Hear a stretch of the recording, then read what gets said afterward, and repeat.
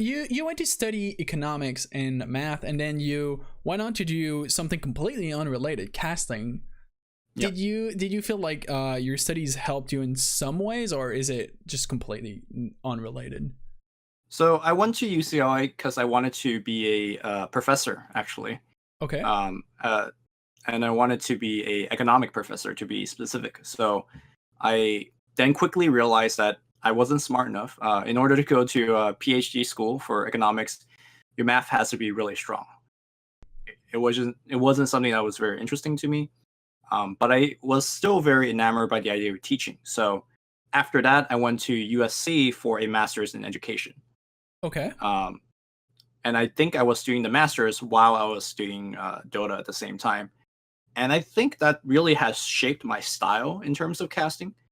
Generally, I'm very happy to share what I know information wise, what I found educational. And at least at the beginning of my career, that's kind of how my casting style was, where I would spend a lot of time to research specific kind of mechanic interaction, and then I kind of relay that information to the audience. And I think that's actually exactly what I'm doing right now, actually, for artifact casting as well. So when I cast it at PAX, I'm just talking about cool interaction or crazy interaction that I'm sure a lot of the viewers would pick up eventually once they play the game for a couple hundred hours. But because I found this interaction cool, I just felt the need to share, not even educate, but just share it with the viewers. So I would say that actually my education had a lot to do with how I cast and the way I cast. And not only that, but I went over your YouTube also, and most of your YouTube projects are about educating people. Yes. So you kind of quenched your thirst for teaching through like just a different medium rather than like regular university school. Yeah. So another reason why I decided to not become a teacher was they put me student teaching as part of your master's program. Like they put you in a real classroom, and I quickly realized that although I really enjoy teaching, I seem to only really enjoy teaching when the student was also kind of receptive of being taught. Oh, And this is being hard to in guarantee. this, yeah, stereotypical high school, not everyone is really there for learning or Mhm. interested in learning. So I quickly was turned off by teaching to a certain extent. But obviously, if you are watching a cast of an artifact or a Dota game, you care about it to a certain extent. I'm Yeah, sure not definitely. everyone there is there to learn, but there is still some interest involved, and I think my involvement in that kind of makes me much happier in general. Yeah, I definitely get that. I mean, the key difference is like when you're in high school, you're kind of forced to be there, do you like want it or Mhm. not. Meanwhile, when you watch a stream or a YouTube vid, it's kind of your choice. Like you're I mean, not. I was kind of a big nerd back in the day, so I like going to school. Yeah. So I assume that everyone else likes going to school Yeah. too, but quickly I realized that's really not the case. That's not the case, unfortunately, because learning is really fun. And I think Mm. there's this dichotomy of school and learning. How it's so different. I really feel like school doesn't teach you how to learn, but rather how to memorize. And I feel like And how to take that's the tests. biggest. Yeah, exactly. It's like Yeah. cram everything in your head and burp it on like your test. Did you pass? Yes. Then forget it and let's go to the next thing. So you went into educating people. So you were casting while in school, and Yeah. eventually your caster career kind of took off, I guess, and then you stopped doing your masters, or did you complete your masters in education? Yeah, I completed it. It wasn't too difficult of a course.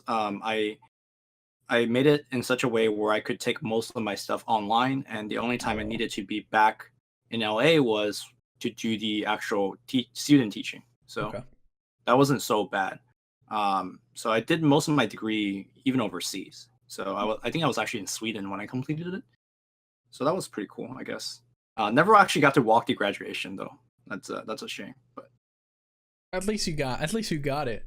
That's is you know, that I something? actually didn't really want to finish it, but it's one of those things that uh, my mom said, like, you already started it. Don't waste your Yeah. time, money. Which the argument would be for me is like, well, I'm wasting more time getting a piece of paper that I know I never need. But Yeah, Now that's a whole I have that argument. piece of paper. Yeah. Oh, I feel like a lot of people can relate to that, especially when you go with like a gaming career like you did. It's like the path is just always so different. Like I assume that people at BTS have a lot of very different backgrounds. I assume, I don't, correct me if I'm wrong. Yeah, that sounds right. But it's so different than what our parents are kind of used to, I assume. So for, I think for them and a lot of people, like that paper is actually worth probably more than maybe we put on it, just because we did not grow up in the same context, I assume. I mean, the nice thing is that if I ever want to stop doing esport for whatever reason, I have that piece of paper that Yeah, probably gives me, I don't know, $500 more a month because I because went you through have that it. schooling. So I don't know. It's not something I'm counting on, but I guess it's good to have. It's a backup plan if Yeah. you know. So you went into casting. When you started, so you said you started casting in Dota 1. Yeah. What was the thing that made you be, instead of wanting to be a pro player, I want to cast the game? Because I feel like the majority of the players, they want to get good, they want to compete, they want to be a pro.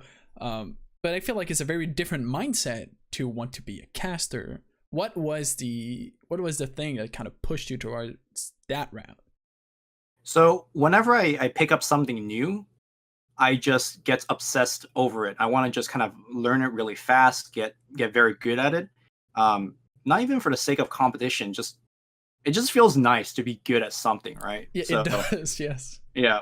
So when I picked up Dota way back in the days when I was even in undergrad and college, I was like, I just really want to learn about the game. So back then, Play Dota forum was very active, and there was a lot of guides on there, and I kind of just read through them all for the heroes I care about, and even for the heroes I'm just like beginning to learn. And then um, I think one of the comments said like, "Oh, the best way to learn is watch some of the pros we're playing." So I was like, Uh-huh. "Great, okay. How can I watch the pros?" And the first thing I went to was YouTube. I was like, "Okay, let's go on YouTube and search." And there was nothing. There was no. I mean, people would upload like VODs of people playing, but I it would have been really nice if somebody explained it, right? Yeah. So there was none of that on YouTube, That's and back YouTube was, 9 years ago, right? Or nine yeah, was something. really at its infancy. So it made sense. Back like nowadays, if you could imagine, there's no like Yeah, that sounds Dota weird. content on YouTube. You're That's like like, just what? weird.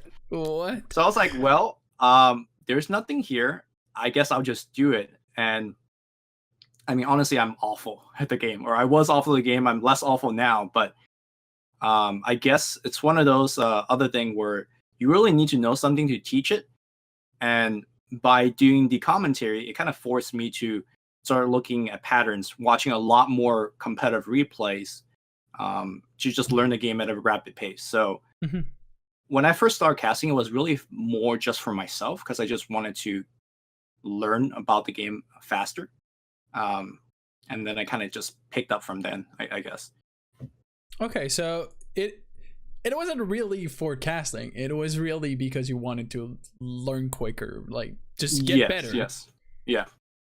Okay, And I that's figured, interesting. So you still wanted to be a player at that point, or just good for yourself, rather. yeah, I never had the aspiration to like play professional.